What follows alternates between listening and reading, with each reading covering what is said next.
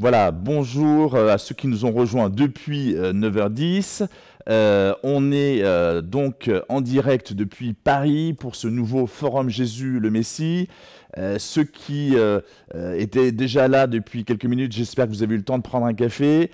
Je répète que ce forum devait avoir lieu à la paroisse de la Trinité à Paris, mais pour des raisons de crise sanitaire que vous comprenez évidemment, ce forum est uniquement en distanciel, en visioconférence. Alors nous sommes quand même à Paris et heureux donc de passer cette journée avec vous.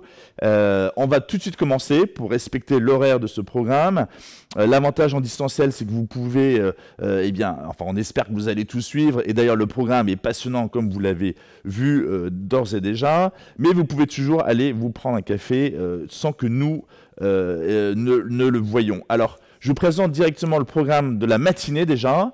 On a un programme chargé, c'est pour ça qu'on ne va pas tarder. On va d'abord voir quelques éléments sur la réalité de l'islam en France. Parce que tout le monde en parle, mais personne ne sait vraiment de quoi il s'agit. Et c'est important de pouvoir préciser un peu les choses. Ensuite, pour le coup, on prendra un peu de recul historique, on fera une approche historique et philosophique de l'islam avec Rémi Brague. Et enfin, pour terminer la matinée, on va retrouver Annie Laurent, le père François Jourdan, avec la présence de Samuel Pruvot parmi nous, journaliste à Famille Chrétienne, qui va animer un certain nombre de ces tables rondes. Et ce troisième table ronde, que dit vraiment l'Église sur l'islam et les musulmans? Mais ça, c'est dans quelques instants en fin de matinée. Commençons tout de suite avec cette première table ronde, et je laisse donc Samuel, que je viens de mentionner, présenter ce premier atelier. Merci beaucoup Marc. Alors qui sont les musulmans en France? Alors la question paraît très simple, la réponse finalement est complexe. Alors nous avons demandé justement à des personnalités averties de nous éclairer. Alors à ma gauche, je suis heureux de vous présenter, enfin certains je pense internautes le connaissent déjà, mais je suis heureux de vous présenter Guy Stremsdorfer. Guy, vous êtes professeur émérite à l'école centrale de Lyon. Ça me fait très peur, je ne suis pas bon en maths ni en physique. Mais ce qui me rassure, c'est que vous êtes aussi, je dis ça en riant bien sûr, fondateur de la communauté, fondateur avec votre épouse, attention, fondateur de la communauté de l'Épiphanie et de la Croix, qui se trouve à Lyon. Et détail ou clin d'œil de la Providence, dans l'appel originel de cette communauté, il y a le désir d'un témoignage explicite vis-à-vis de nos amis musulmans. À ma droite, et je précise aussi que vous préparez un livre qui sortira dans quelques mois, qui est un mémento sur le profil et la pensée des musulmans qui sont nos concitoyens en France. À ma droite, Marc Fromager. Alors beaucoup d'internautes le connaissent aussi déjà, mais je le présente quand même à nouveau. Marc, vous avez été directeur de l'AED, l'aide à l'Église en détresse. On vous doit un certain nombre d'initiatives, dont une qui est, je pense, très, très chère à nos cœurs, au cœur des internautes, c'est la Nuit des témoins, entre autres initiatives. Vous êtes aujourd'hui directeur de mission Ismeri. On voit sur les caméras justement cette plateforme que vous animez, qui est très utile. Vous avez publié il y a quelques années un livre qui s'intitule « Guerre, pétrole et radicalisme, les chrétiens d'Orient en étau », ça c'était chez Salvatore, et l'intérêt c'est que votre tropisme international, eh bien, vous le mettez maintenant au service d'une réalité nationale, française, hexagonale, et nous vous en remercions. Alors, pour lancer cette table ronde, donc je préviens aussi les internautes qu'elle s'arrêtera à 10h, donc essayez de ne pas reprendre un café avant 10h, vous serez peut-être nerveux. Essayez, je dis ça bien sûr en rigolant, parce que les sujets sont graves, mais on peut rire un peu. Essayez de ne pas aller aux toilettes avant 10h, c'est très important. Qui sont les musulmans en France? Donc je disais, la question paraît très simple.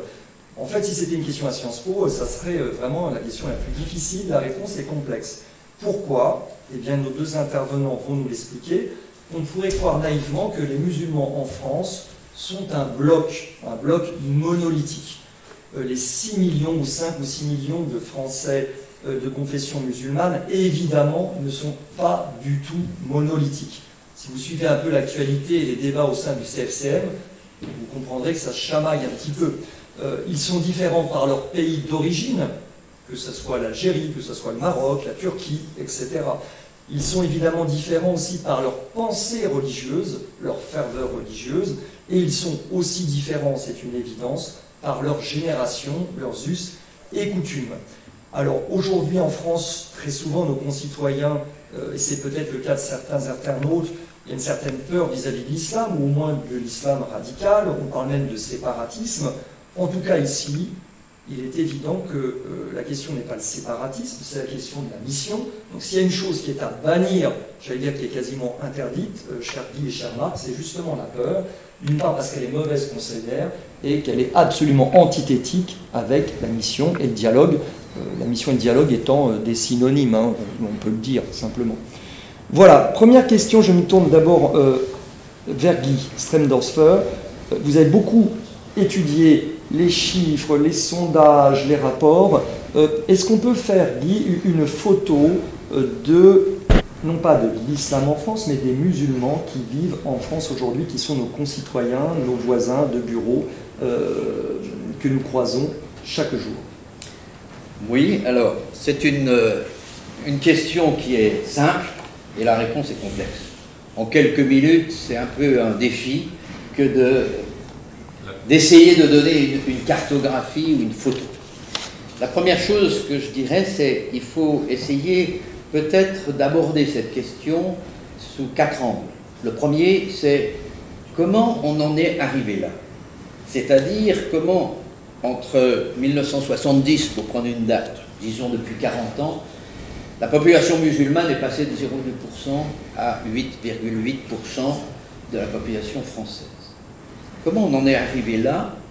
Principalement par les deuxième et troisième vagues d'immigration qui se sont passées avec l'arrivée de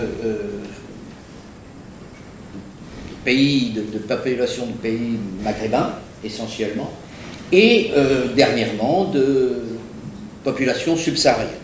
Vous avez une augmentation de 138% ces 10 dernières années des populations subsahariennes, essentiellement jeunes.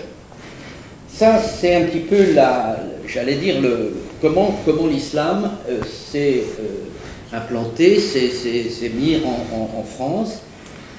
Ensuite, on peut essayer de voir la cartographie et, dans un troisième temps, un peu les courants, comment ils se répartissent. Alors, et puis ensuite, voir aussi un peu les sensibilités. Vous voyez ? Et enfin, se poser la question, mais à quoi ils croient? Parce que nous pouvons projeter sur les musulmans les articles de foi de ce que les 5 piliers de l'islam, mais en fait on s'aperçoit que, et on va le voir, c'est que finalement beaucoup de musulmans ne sont pas musulmans. Et beaucoup de musulmans croient en des choses qui ne sont pas dans l'islam. Donc il faut essayer de voir cette réalité pour 2 raisons. La première, c'est comprendre l'autre, c'est déjà l'aimer. Et la seconde chose, c'est pour pouvoir mettre en place une pastorale d'amour et de mission auprès de ces populations, eh bien, il faut comprendre un peu qui sont ces groupes, parce qu'en fait, c'est des groupes de musulmans en France. Alors, en gros, comme disait Samuel, vous avez entre 5 et 6 millions de musulmans en France. Je m'appuie sur ce travail sur à peu près une centaine de sondages, d'enquêtes qui ont été faits par l'INET, par l'INSEE, par l'IFOP, par le CIVIPOF, par le Pew Research Center, par le WZB, etc., etc. Et depuis 1970, c'est-à-dire depuis les foulards de Creil, eh bien, les instituts de sondage se sont déchaînés, si je puis dire, pour comprendre cette réalité. Comment se fait-il que dans des revendications syndicales face aux grèves qui se passaient, etc., d'un seul coup apparaît le religieux. Et ça, c'était très nouveau pour les Français. le WZB et le Pew Research Center estiment à 5,7 millions. Statista, qui est un site de statistiques, estime à 5,43 millions. Je pense que les chiffres après la virgule ne sont pas significatifs, parce qu'en fait, on n'a pas d'institut officiel de sondage. Tout ça, c'est des chiffres donnés par des instituts. Voilà. Ce qu'il faut retenir, qui est très important, c'est que 50% de la population musulmane en France a moins de 30 ans. Ou, en d'autres termes, pour bien comprendre la problématique et la poser tout de suite, vous avez 70% de la population catholique qui a plus de 50 ans et, en gros, 70% de la population musulmane qui a moins de 50 ans. Ça fixe déjà un petit peu le domaine et la façon dont on va s'adresser aux musulmans de France. Vous avez 72% des musulmans qui ont 2 parents musulmans et vous en avez 7% qui n'ont pas de parents musulmans. Je reviendrai peut-être sur ce chiffre parce que certains internautes qui nous regardent ont peut-être regardé l'article sur la Croix qui cite ce chiffre de 7% pour dire que c'est des chrétiens qui sont passés à l'islam. En fait, il faudrait regarder de façon un peu plus près ces chiffres qui ne sont pas significatifs. Je les ai un peu regardés et étudiés. 50% sont français, sont nés en France, 24% sont des Français par acquisition et 26% sont aujourd'hui étrangers et présents sur le sol français. Et sur les 24% qui sont par acquisition, qui sont arrivés donc qui ont maintenant la nationalité française, eh bien vous avez 20% qui se font par les mariages mixtes. Vous avez en gros 25 000 mariages mixtes en France et 17 000, un peu plus, mariages mixtes avec le Maghreb. Pour faire. Et parmi ça, vous avez la moitié qui sont des femmes musulmanes et des hommes non musulmans. Alors je passe. Vous avez une localisation en France qui n'est pas homogène, bien évidemment. Et donc vous allez trouver essentiellement les musulmans dans les centres de plus de 200 000 habitants, et puis dans les banlieues, dans les proches banlieues, avec des profils socio-professionnels très divers. Vous avez 4% des musulmans en France qui ont un niveau de cadre, et vous avez à peu près 30% des musulmans qui n'ont pas forcément de formation ou qui sont même au chômage. Vous avez dans certaines régions, Pont-Neuf entre autres, vous avez 30% de chômage et 50% de pauvreté. Ça donne un peu des chiffres. Voilà.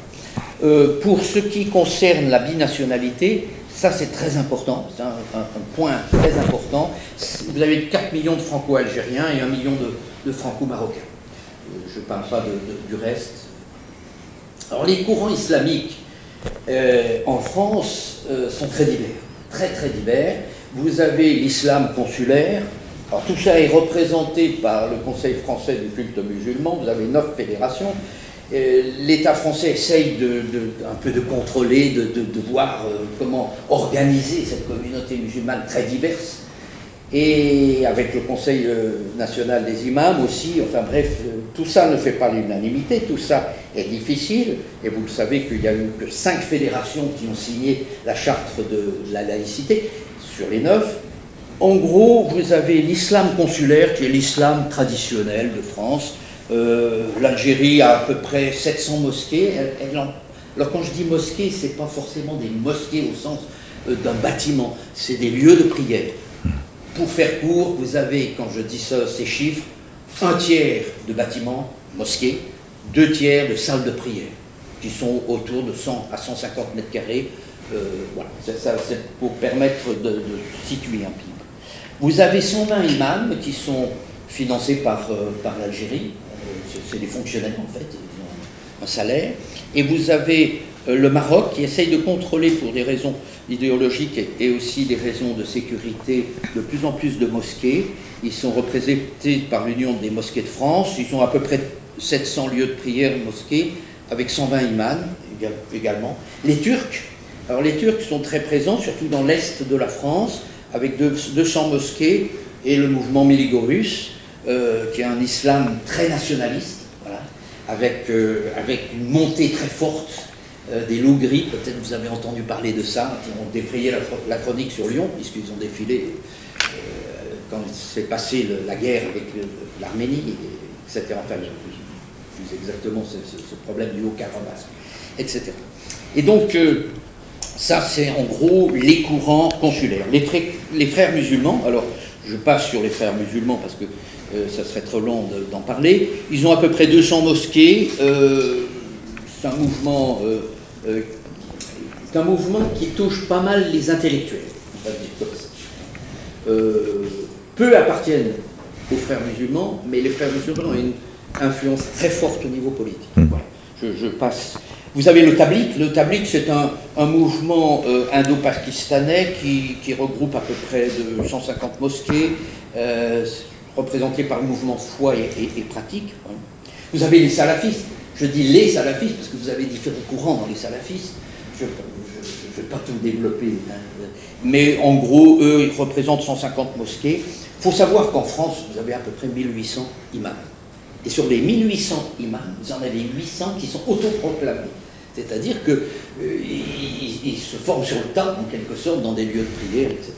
Et donc là, vous avez à peu près 70 à 80% d'imams qui sont étrangers. C'est bien toute la difficulté, justement, de l'État français d'arriver à former ces imams, etc.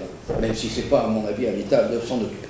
En 2020, vous avez à peu près 2600 lieux de prière en France. La répartition n'est pas homogène, comme je vous l'ai dit. Et donc, vous allez avoir... ces lieux de prière sont financés à 50% par l'étranger. Voilà les chiffres. Je vous passe, mais je ne veux pas vous assommer avec des chiffres trop, mais comme je suis scientifique, pour moi les chiffres, c'est important. Voilà.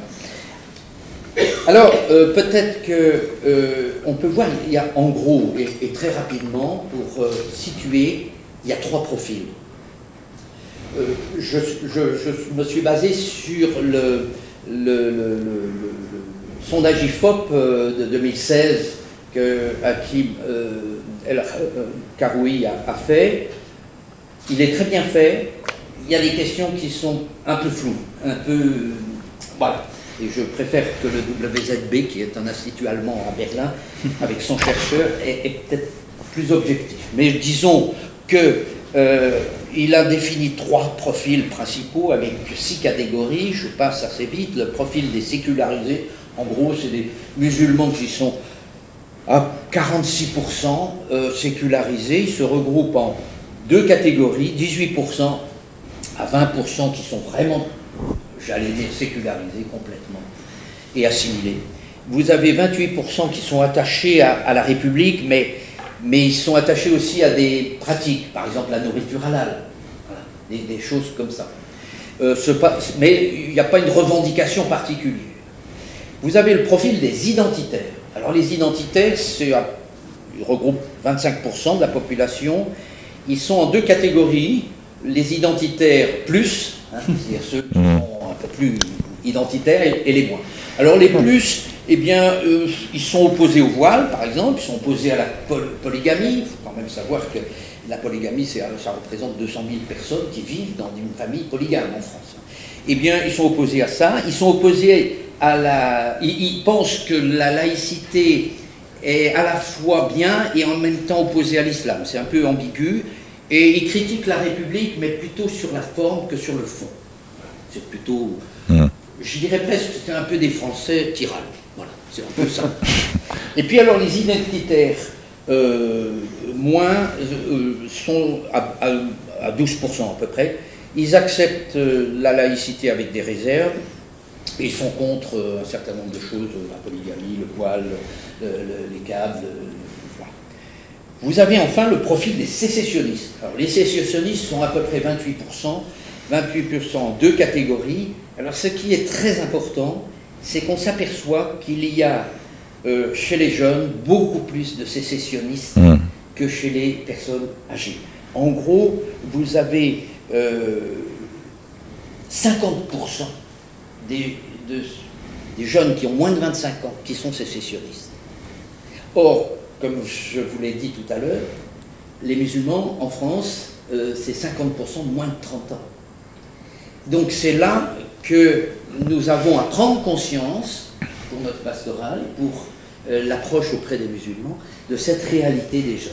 C'est ce que nous avons organisé à Lyon, un forum justement sur l'entreprise, parce que les jeunes qui vont arriver sur le marché du travail vont être forcément influencés par ce profil sécessionniste. Alors ce profil sécessionniste, ils sont pour le port du voile, ils sont pour la polygamie, ils contestent la laïcité, et c'est une identité très forte, et ils affirment la supériorité, par exemple, de la charia sur les lois du pays, à 76% pour les moins de 25 ans.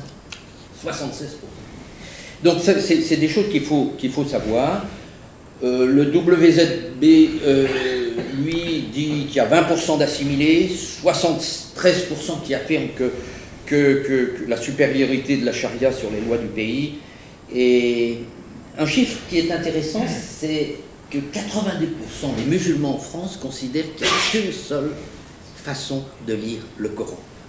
Donc l'interprétation, vous voyez, qu'on a dans des formes qui sont intéressantes de la part de certains imams, en fait c'est intéressant non pas d'écouter ce que disent ces imams, qui peuvent être très intéressants sur une modernité de la lecture du Coran, mais c'est qu'est-ce que le peuple pense. À 82%, il n'y a qu'une seule. C'est-à-dire qu'il n'y a pas un islam de France. L'islam de France est porté principalement par les non-musulmans. Et l'islam en France, c'est l'islam qui est généralement accepté par l'ensemble de la population musulmane. Voilà, alors on peut dire peut-être en quelques minutes... Un dernier mot. Un dernier mot, oui, parce que on pourrait... Ce qui est intéressant, c'est de voir à quoi croient les musulmans en France. Vous savez qu'il y a les 5 piliers de l'islam qui sont un peu la pratique. Intéressant de voir que 70% des musulmans en France n'ont pas lu le Coran. Donc c'est important. Je dirais peut-être qu'il y a 70% des catholiques qui n'ont jamais lu non plus l'évangile ou la Bible. Peut-être plus même. Qui montre que dans un dialogue parfois islamo-chrétien, on a plutôt des gentilles discussions hérétiques entre des musulmans qui ne connaissent pas leur foi et des catholiques qui aussi ne connaissent pas bien leur religion et leur foi. Vous allez avoir, et ça c'est intéressant, une évolution de la pratique de la mosquée. Vous avez 38% aujourd'hui qui vont tous les vendredis à la mosquée. Ce qui n'est pas une pratique, ça c'est plutôt chez les jeunes, ça monte jusqu'à 40% chez les moins de 25 ans. Par contre les vieux, non. C'est une pratique plutôt... Alors, je passe les chiffres. Si je regarde le ramadan, alors le ramadan rassemble vraiment la communauté musulmane à 70%. Ils sont même 80% à demander du reste que ce ramadan puisse être identifié dans la société. Vous avez, si je regarde le couplage ramadan, salat, hein, la prière rituelle, la salat, qui font partie quand même des piliers de l'islam, et que je les coupe, ces deux pratiques qui font partie normalement de la foi musulmane, et la vraie pratique, ils ne sont que 38% à faire les deux, 36% pardon, à faire les deux. Et donc sur les 66% qui font le ramadan, il y en a 30%, plus de 30% qui ne prient pas. Hein. Et sur ceux qui ne pratiquent pas le ramadan, il y en a plus de 70% qui ne prient pas. Donc c'est vrai que la pratique, alors je parle pas du Hajj, hein, la pratique du pèlerinage à la Mecque. Vous savez qu'il y a un quota, le quota pour la France, qui est défini par l'Arabie Saoudite, c'est à peu près 40 000 pèlerins par an. Vous voyez, ça représente 4 à 5 000 euros par pèlerin. Là, actuellement, c'est un petit peu plus limitée à cause du Covid, etc. Ce qui est important, c'est de bien comprendre qu'il y a la pratique cultuelle et la pratique culturelle. La pratique des musulmans de France est une pratique culturelle, sauf 36%. La pratique culturelle, c'est quoi? C'est la nourriture halal. Alors quand je dis la nourriture halal, c'est pas seulement la viande, c'est la nourriture halal dans son ensemble. 70% choisissent toujours halal et 22% de temps en temps. 80% le demandent dans les écoles, le demandent dans les cantines. 80%. Et 70%, pardon, 30% par contre, boivent de l'alcool. Donc c'est un peu en décalage par rapport à ça. Un dernier chiffre. Un dernier chiffre, Samuel. C'est intéressant de voir que la revendication, par exemple, aujourd'hui de la charia, c'est 40% des moins de 30 ans. Voilà, dernier chiffre. Ce qui veut dire quoi? Je terminerai en disant, la pratique essentiellement des musulmans de France est une pratique culturelle. Et vous le savez, le port du voile n'est pas islamique. Le port du voile, c'est une pratique culturelle qui existe dans le monde juif, qui a existé dans le monde chrétien, et qui n'est absolument pas, même s'il y a 2 sourates qui l'indiquent, il n'empêche que, essentiellement, c'est une pratique culturelle. Merci Guy pour cet esprit de synthèse. Je pense que nos internautes ont profité de toutes ces informations. C'est une vraie torture de résumer en quelques minutes un travail de plusieurs années. Je voudrais donner la parole maintenant à Marc Fromager. Cette question que je pose à Marc, je la poserai aussi à Guy, dans le petit quart d'heure qui nous reste. En fonction de ces 3 populations que Guy Stensdorfer a identifiées, parmi les musulmans en France, ceux qui sont sécularisés, ceux qui sont dits identitaires et ceux qui ont une tentation ou une pratique sécessionniste, comment est-ce que les chrétiens, les catholiques qui veulent partir à leur rencontre, partir en mission, comment est-ce que nous devons leur parler? Est-ce qu'il faut bâtir une stratégie? Est-ce qu'il faut avoir des fiches différentes? Comment faire, cher Marc, vu la complexité, la diversité des musulmans en France? Alors, merci Samuel, merci Guy pour toutes ces informations scientifiques. Alors moi, je vais moins dans les chiffres. Je vais d'abord prendre un petit peu de recul, me référer à mon expérience internationale. Donc à l'AUD, j'ai beaucoup voyagé, notamment dans des pays à majorité musulmane. Et ce que l'on constate, et ça ma raison d'être à Mission X-Mairie, c'est que en fait, on retrouve en France ce qui est en train de se passer sur la scène mondiale de l'islam. Et moi, j'ai aussi 3 catégories qui recoupent en quelque sorte les tiennes, mais plus dans l'axe de la mission. Hein. On va dire les radicalisés, les sécularisés et ceux qui cherchent autre chose. Et c'est déjà donc une porte d'ouverture pour nous, comment appréhender la mission auprès des musulmans. Alors très rapidement, les radicalisés, c'est ceux qui effectivement aujourd'hui, soit parce qu'ils ont du mal avec la modernité, ou ils ont du mal aussi à trouver leur place dans notre civilisation, ou ce qu'il en reste, avec toutes les dérives sociétales qui même nous offusquent. Et du coup, ils sont dans une espèce de repli identitaire, justement. L'élément religieux va être très important, mais pas forcément. On a vu chez les combattants de Daesh des personnes qui allaient faire la guerre, mais qui ne connaissaient rien du tout à l'islam. Et ils ont clairement cette tentation sécessionniste, etc. Assez difficile d'aller les rejoindre, même s'il faut quand même noter que, en dépit de ce que je viens de dire, il y a quand même une dimension religieuse forte chez la plupart d'entre eux. Ça veut dire qu'ils ont un intérêt pour Dieu. Et je fais une petite parenthèse, dans la mission auprès des musulmans en France, tel qu'on le voit, même l'évangélisation de rue, aujourd'hui, qui c'est qui s'arrête? Ce ne sont pas les Gaulois de souche, qui ne se posent même plus la question de Dieu. En fait, ce sont les musulmans. Alors, qui vont être d'accord ou pas d'accord, etc. Mais c'est un peu les seuls aujourd'hui qui ont encore cette curiosité, cet intérêt pour Dieu. Et d'ailleurs, ce qui est intéressant, Jean-Yves Nériec, l'émission Angélus, alors je ne sais pas s'il intervient aujourd'hui, non je ne crois pas, constate expérimentalement sur le terrain que depuis quelques mois, eh bien, ils ont tendance, les missionnaires de rue, à être plutôt mieux reçus qu'avant. Donc les musulmans, autrefois qui pouvaient être un peu dans une espèce de crispation, même si ça les intéresse la question de Dieu, eh ben, vont écouter avec plus d'intérêt ce que les missionnaires chrétiens ont à leur dire. Ça ne veut pas dire qu'ils vont adhérer ou quoi que ce soit, mais voilà, il y a cette petite évolution. Première catégorie, les radicalisés. Deuxième grande catégorie, pour moi c'est la plus importante, effectivement les sécularisés, alors, dans laquelle il faudrait faire des sous-catégories, mais ce qui se passe aujourd'hui dans le monde musulman, d'une manière générale, c'est qu'il y a une distanciation, alors là pas sanitaire, mais une distanciation par rapport à la pratique religieuse et une remise en cause même des fondements de l'islam. Alors c'est dû à quoi? C'est dû à beaucoup de choses, et Internet joue un rôle très important. Alors Internet joue un rôle très important dans la radicalisation aussi, ou en tout cas dans le fait d'entretenir les sécessionnistes dans une espèce de ghetto. Le problème des réseaux sociaux, c'est qu'en fait on se retrouve avec les gens qui pensent comme nous, donc il y a un moment donné ça devient compliqué.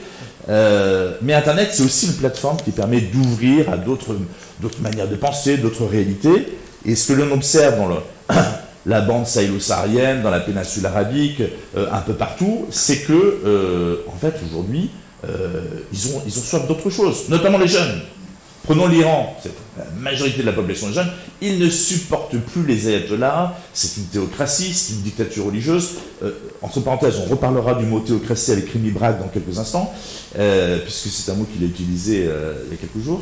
Mais ils n'en peuvent plus de ça. Je connais une Iranienne qui s'est convertie au christianisme, qui a été battue par ses parents, etc. Elle m'a dit un jour qu'elle aimait beaucoup l'ayatollah Khomeini. J'étais un petit peu surpris. Elle m'a dit oui, grâce à lui, plus personne ne supporte l'islam en Iran. Vous voyez, et donc, ce phénomène de sécularisation va assez loin, même jusqu'à l'athéisme. Si en Égypte aujourd'hui on se pose la question de décréter des lois criminalisant l'athéisme, c'est bien parce que c'est un phénomène qui est assez répandu. Ce n'est pas 2 ou 3 jeunes Égyptiens de la banlieue sud du Caire qui se posent la question de l'athéisme. Et donc là il y a un vrai mouvement. Est-ce que ces gens-là vont être quand même intéressés par la foi? Et bien effectivement c'est un point d'interrogation puisqu'ils sont sur une dynamique de sécularisation. Bon. Et enfin, troisième catégorie, je vais vite parce qu'on n'a plus beaucoup de temps, ceux qui ne supportent plus l'islam, mais qui sont quand même à la recherche d'une offre religieuse. Parce que ce sont des gens religieux à la base. Et certains sont intéressés par le christianisme.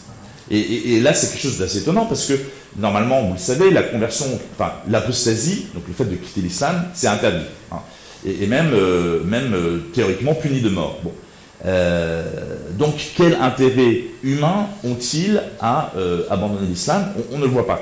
Ceux qui le font, c'est parce qu'ils ont tellement été saisis par le Christ qu'ils sont prêts à prendre les risques, même si beaucoup restent dans la discrétion.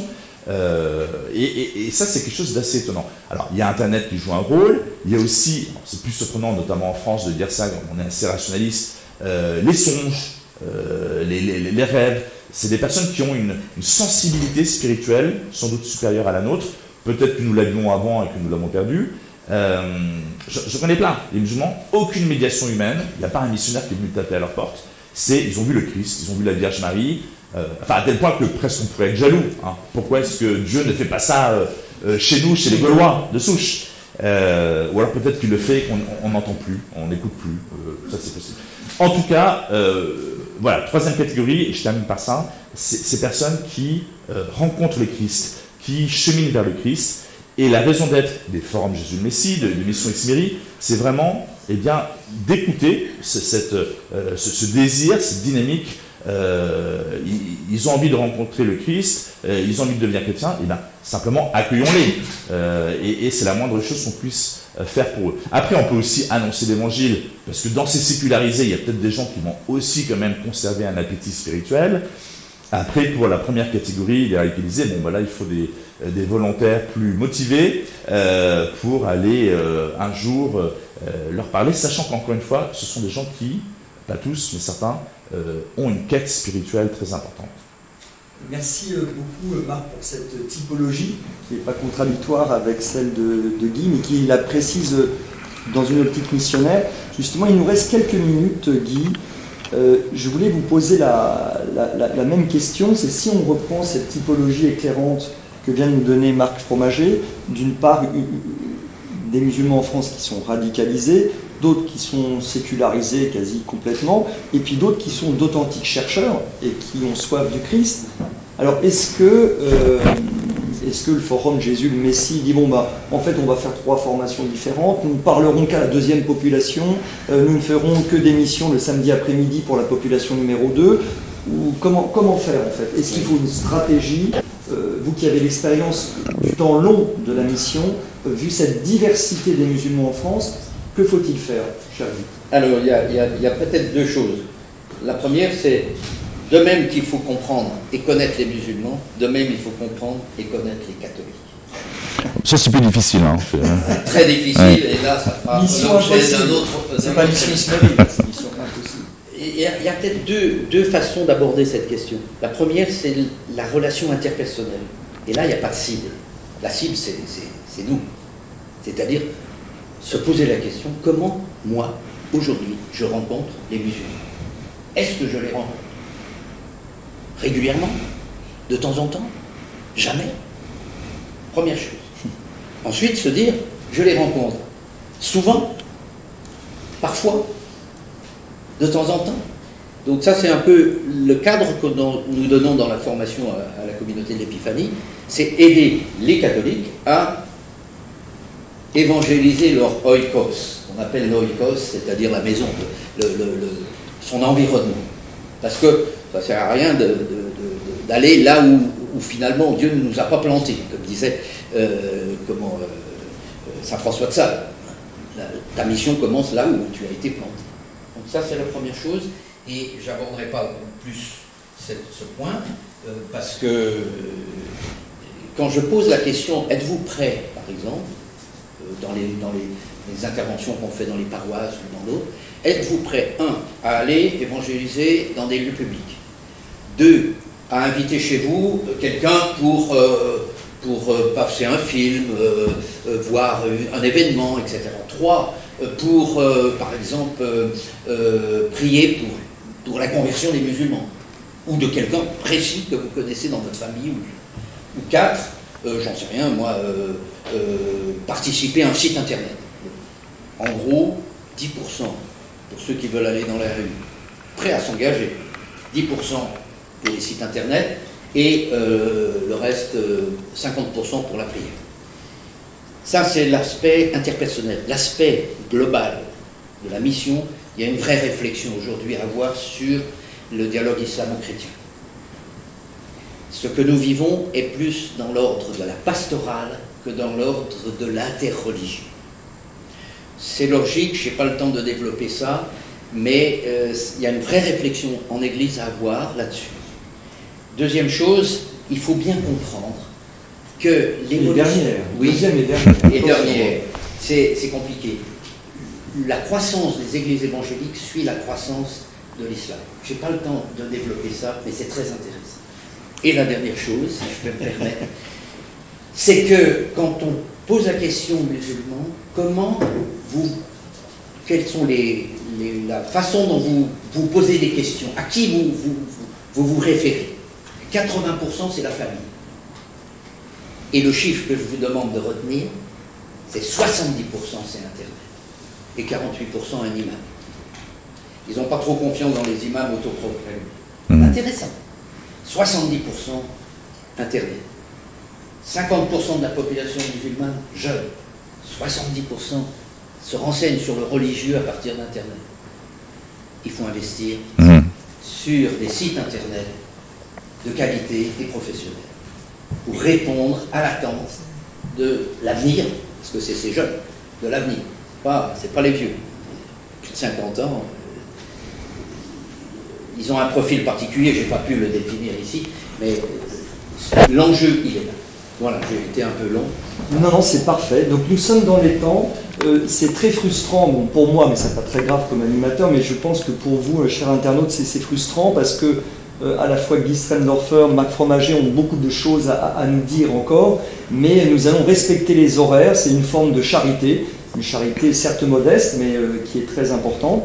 Et du coup, je vous remercie l'un et l'autre très chaleureusement. Enfin, en tout cas, pour ma part, ça donne envie justement d'aller à la rencontre de nos concitoyens. C'est quand même finalement pas si compliqué que ça, en fait, de fréquenter, voire d'aimer nos concitoyens. C'est peut-être un devoir patriotique minimum que d'avoir une sorte de filiation avec nos propres concitoyens, fussent-ils d'une confession différente. Je donne la parole maintenant à Marc Fromager pour la suite du programme. Merci. Voilà, merci pour cette mise en jambe. Samuel, on te retrouve dans 1 heure, à 11h. Journaliste chez Famille Chrétienne, un très bon magazine, j'espère que vous êtes tous abonnés. Tout de suite, sans beaucoup vous faire attendre davantage, un témoignage. Et on va accueillir dans 2 minutes Zulika Noël, une musulmane convertie qui va venir nous donner son témoignage et ensuite on passera à Rémi Brague d'ici un quart d'heure. Donc vous avez une toute petite pause, malgré ce qu'on a dit tout à l'heure. Vous avez le droit de vous dégourdir les jambes, mais ne partez pas trop loin. À 10h, dans 2 minutes, on enchaîne avec ce programme. Merci à tous. Merci. Merci.